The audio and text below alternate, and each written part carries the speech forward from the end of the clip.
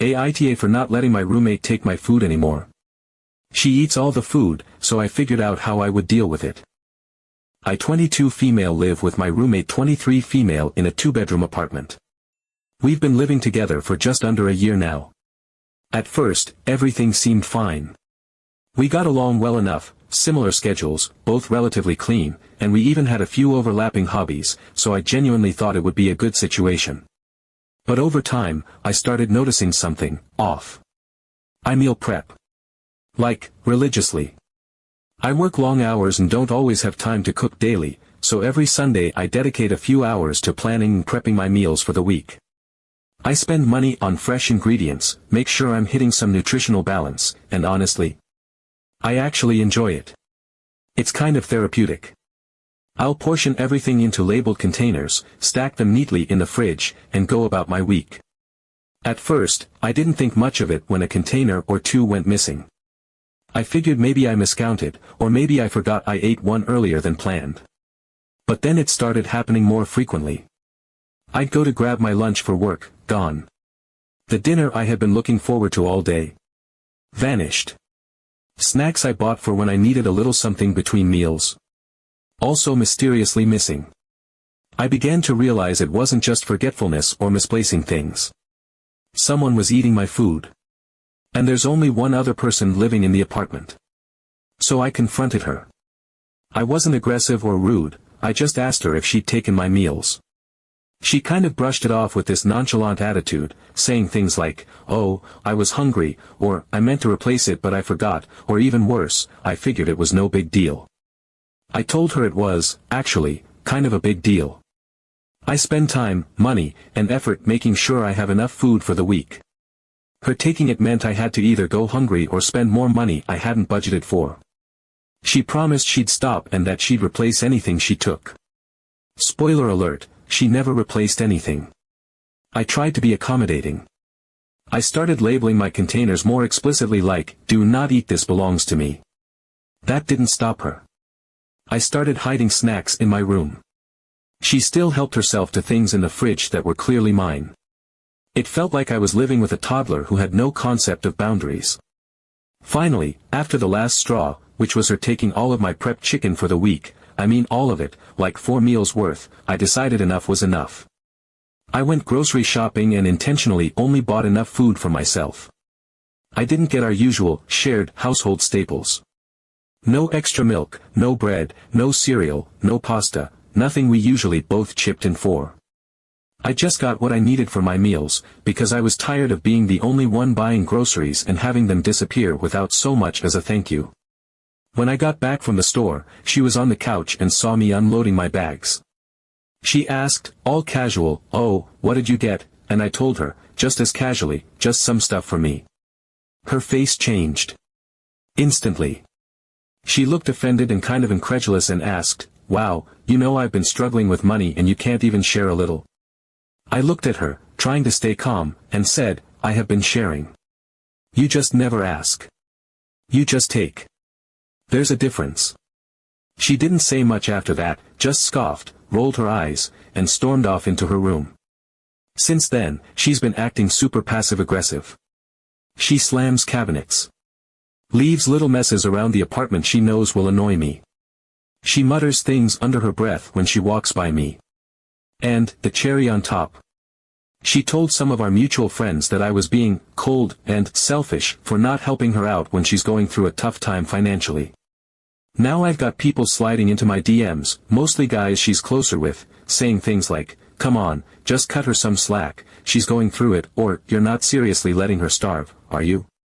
One of them even said, if I were living with her, I'd help her out. Like, okay, then you live with her and foot her grocery bill, how about that? I don't want to be cruel. I understand struggling financially, I've been there. I'm not rich. I budget carefully and plan out my meals specifically so I don't waste money or have to order takeout. I've been more than generous, especially considering how often she's just taken things without permission or acknowledgement. If she had come to me and said, "Hey, I'm really short on cash this week, is it okay if I eat some of your food?" I would have said yes. But she never asked. She just helped herself, over and over again, then got defensive when I finally put my foot down. I didn't make a big dramatic deal out of it. I didn't yell. I didn't post about it publicly. I just decided to stop sharing with someone who clearly didn't respect boundaries. And now I'm the villain in her story, apparently. So yeah, now I feel kind of bad. Not because I think I did anything wrong, but because I hate being made out to be some heartless roommate when all I did was protect my own space, time, and money. But I'm also really, really annoyed. Because nobody seems to care that I was the one being taken advantage of. That I was coming home hungry to empty shelves I paid to fill. That I was made to feel like a bad person for setting a boundary after months of being walked all over. So tell me, am I the asshole?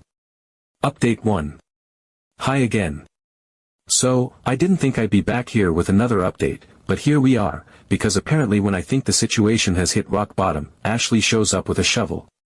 After I made my initial post and got it all off my chest, I felt a little lighter. I kept everything separate, exactly like I said I would. My groceries, my leftovers, even my sauces and condiments were moved to my own designated shelf in the fridge and pantry. Everything was labeled clearly, down to my bottle of soy sauce and my jar of peanut butter. I thought maybe, after being called out, after the passive-aggressive tension, after being called selfish by our mutuals, she would finally get the message and respect my boundaries. But no. She didn't. Within days, I started noticing things missing again. Not whole meals this time, but little things, which felt even more infuriating in a way. A protein bar gone here, a yogurt missing there. Then I noticed that some of my leftovers had clearly been tampered with. One night, I'd packed up this lemon garlic salmon I had made, which was not cheap to prepare, with roasted potatoes and asparagus.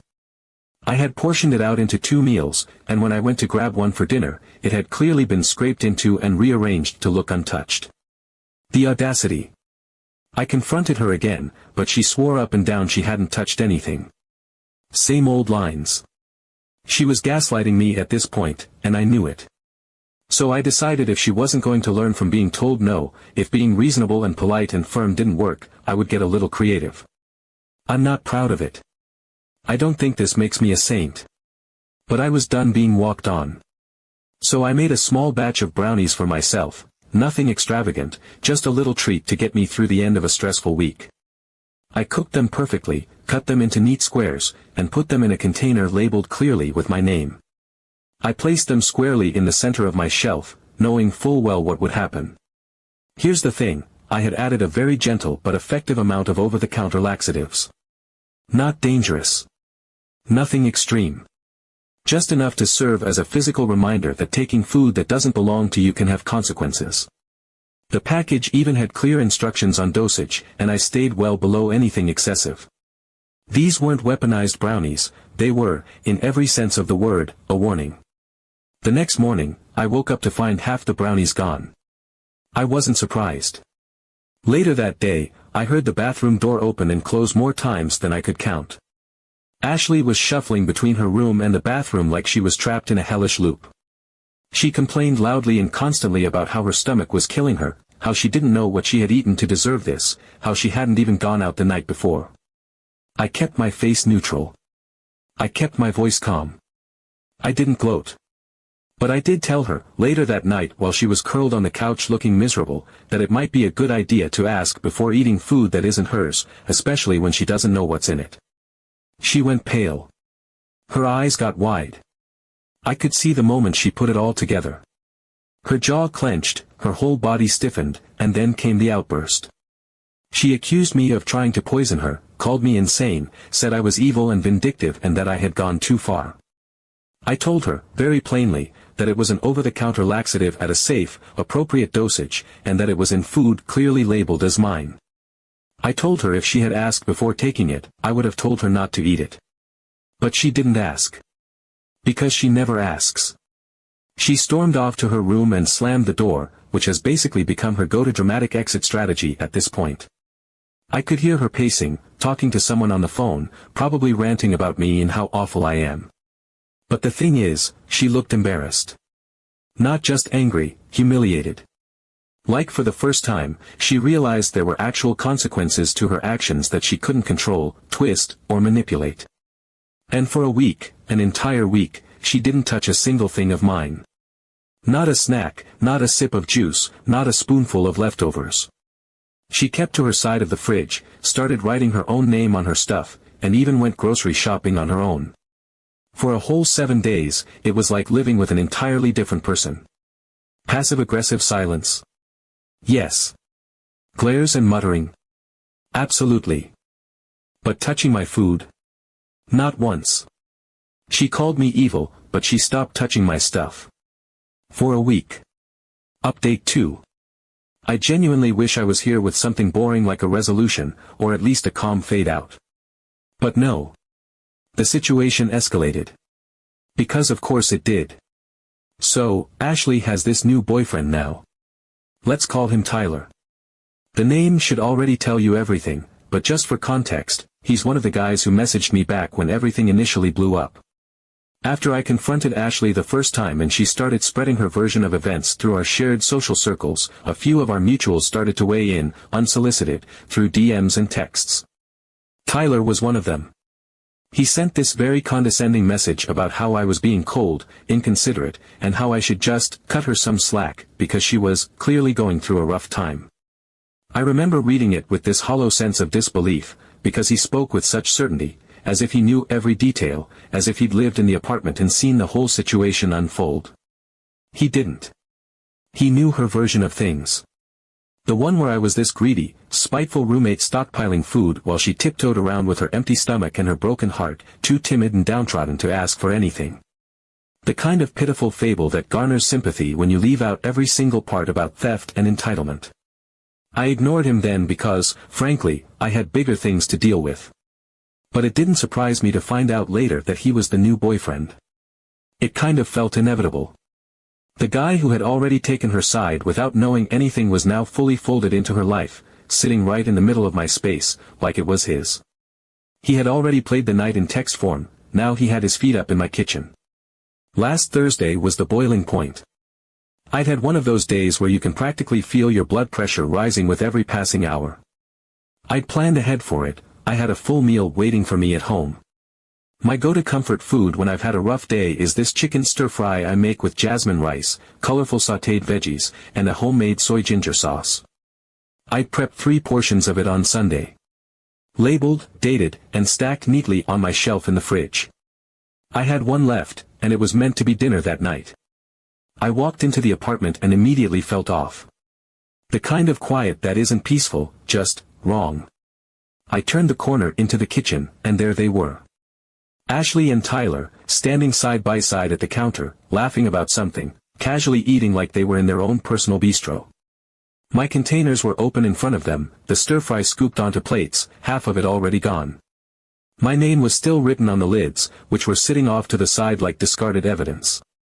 It was surreal. Like I'd stepped into someone else's life. They didn't stop when they saw me. They barely even flinched.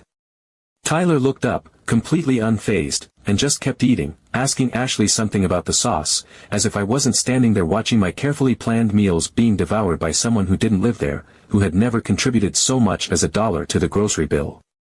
The whole thing felt like a power move, like he knew he was crossing a line but wanted to see if I'd actually call him on it. I stood there, stunned, and when I finally asked what they were doing, Tyler gave me this look, this slow, lazy, smug expression that made my skin crawl, and said, "Relax, it's just food." Just food. The words hit like a slap.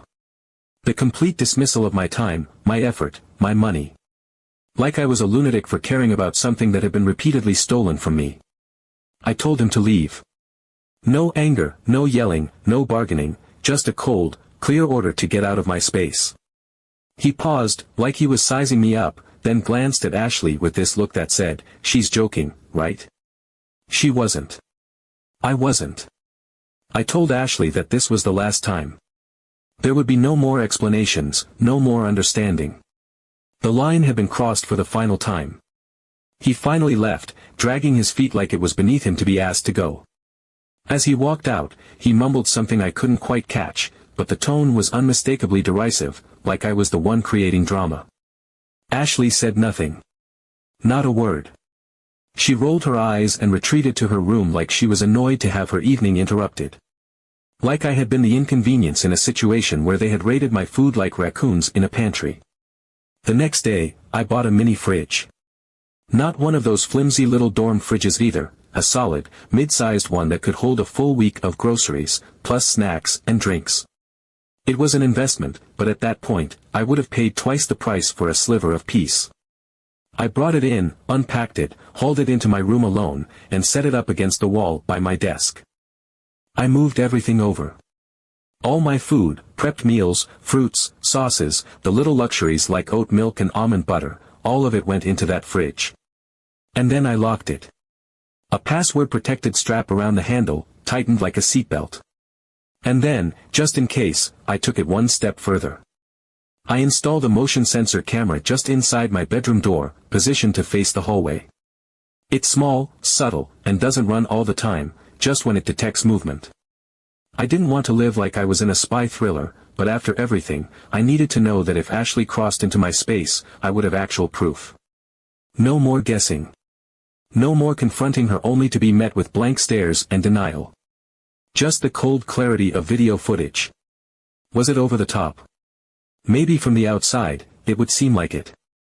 But unless you've spent weeks watching your things disappear, confronting someone who lies straight to your face, and being made to feel like the crazy one for caring, you wouldn't understand. People throw the word dramatic around like it means something. But I wasn't being dramatic. I was surviving. And I was done being taken advantage of. A few hours after everything was settled, I got a message from Tyler. He said he wanted to apologize. At first, I hesitated. I thought maybe he'd had some time to think things over and realized he had overstepped. But of course, that wasn't what it was. His message was a classic non-apology. He said he was sorry if I felt disrespected, not that he had disrespected me, just that I'd apparently interpreted things poorly. Then he added that I really should have just shared, because we're all trying to help each other out right now. Help. From where I stood, all he'd done was eat food he hadn't paid for, defend a grown woman's chronic boundary stomping, and act smug about it. I blocked him without responding. And then Ashley's attitude shifted again. If before she was quietly bitter, now she was leaning all the way into the performance. She stopped talking to me entirely, which, honestly, was the most peaceful it had been in weeks. But instead of letting it go, she started expressing herself in the form of passive-aggressive notes. Not texts, not confrontations, sticky notes. Dozens of them. She plastered them around the kitchen. Notes on the fridge, on the cabinet doors, on the inside of the pantry. None of them were addressed to me by name, but it wasn't hard to figure out who the target was. One read, "Community life requires community effort." Another said, "It costs nothing to be kind, and to share." She stuck one right in the center of the shared fridge door that said, "Shared spaces should not breed selfishness." But the one that really got me, the one that made me stop and laugh because it was so wildly out of touch, said, "Community life is a shared meal." Ashley's sulking got worse after she even started leaving passive-aggressive notes on the fridge like "Community life is a shared meal." Update 3. This is probably the last update I'll ever have to give, because, well, Ashley's out. Not because I forced her to leave or created some dramatic eviction scenario. Our lease was already set to expire at the end of the month. We were just a few days out, both of us silently counting down to the day we wouldn't have to share a hallway or hear the other person breathing anymore. I figured we'd just endure the awkward silence and unspoken tension until the finish line. But Ashley being Ashley, she couldn't resist one last act of pure audacity on her way out. It happened on a Tuesday. I was at work, same routine as always, and I got a ping from my phone. Motion alert. The little camera I'd set up inside my bedroom wasn't overly sensitive. I'd fine-tuned the settings so it didn't go off for every flicker of light or shifting shadow. So when it notified me, I knew something was happening. I opened the live feed, thinking it might be a false alarm or a minor thing like the curtain moving from the fan. But no. There she was. Ashley. Inside my room. The footage was crystal clear. Not blurry, not distorted, she was right there in the frame, standing in front of my mini fridge, bent slightly, holding a package of my deli meat like she was weighing whether to take the whole thing or just a few slices. She was moving quickly, but not fast enough to suggest panic. It was the pace of someone who thought they had enough time to get in and out unnoticed. Her face was visible the entire time. And here's the kicker, my bedroom door had been locked that morning when I left. She picked it. Poorly, apparently, because I saw the slight damage around the latch the moment I got home. But she had done it. She broke into my private space. Not the shared fridge. Not a gray area. My locked bedroom. My groceries. My property. That was it for me. I didn't even bother confronting her this time. No more hallway arguments, no more cold shoulder standoffs in the kitchen. I took the footage straight to our landlord. I emailed it with a simple explanation. Ashley had entered my locked room without permission, and I had proof. I didn't embellish or dramatize it. I just let the footage speak for itself. And it did. Turns out, breaking and entering, even in a shared rental, is considered a serious lease violation. The landlord didn't hesitate. Ashley was issued a formal notice within the day, 7 days to vacate the property. She didn't even fight it. She packed her things and left in 5. No warning, no goodbye, no last confrontation. Just, gone. The last I saw of her was her back disappearing down the hallway with a box of clothes and Tyler trailing behind her like a confused golden retriever. I thought that would be the end of it. And for me, it was. But word travels fast in shared friend circles, and I started hearing things, little updates trickling through mutual acquaintances who were far too eager to share. Ashley moved in with her cousin across town. Apparently, she had spun the story again, telling everyone that I'd kicked her out unfairly, that I'd spied on her, that I was paranoid and controlling. But people talk. And her cousin? She's no pushover. I don't know her personally, but from what I've heard, it's already not going well. Apparently, Ashley's been trying to borrow food again, only this time with someone who isn't afraid to call her out directly and loudly. One mutual even told me there was a blow-up over almond milk and a half-eaten rotisserie chicken. So, same script, different setting. Meanwhile, I'm thriving. That sounds a bit cheesy to say, but it's true. I didn't realize how much of my energy had been going into managing that constant stress until it was gone. Like suddenly the apartment felt mine again. I could open the fridge and find exactly what I left there. I could plan meals without wondering if they'd still be waiting for me when I got home.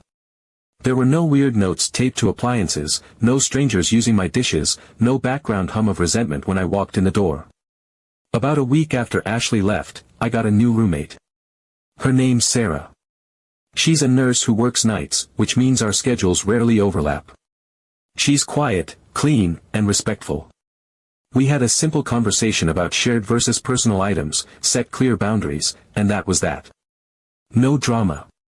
No games. She even bought her own set of Tupperware and labeled her shelf in the fridge without me asking. And she has never once touched anything that wasn't hers. Life is peaceful now. That's the word I keep coming back to. Peaceful. No stolen chicken. No disappearing leftovers. No mystery bites out of protein bars or empty cereal boxes shoved to the back of the pantry. Just silence, space, and the satisfaction of knowing that everything I worked for, every cent I spent on groceries, every hour spent meal prepping, belongs to me, and me alone. I don't know what Ashley tells people now. I'm sure in her version of the story, I'm still the villain, still the cold-hearted roommate who wouldn't share and took things too seriously. But I've stopped caring. People can believe what they want. The truth is, I didn't lose sleep over standing up for myself. I gained it. So yeah. Final verdict. Not the asshole. Just someone who finally stood up for herself and got her fridge and peace back.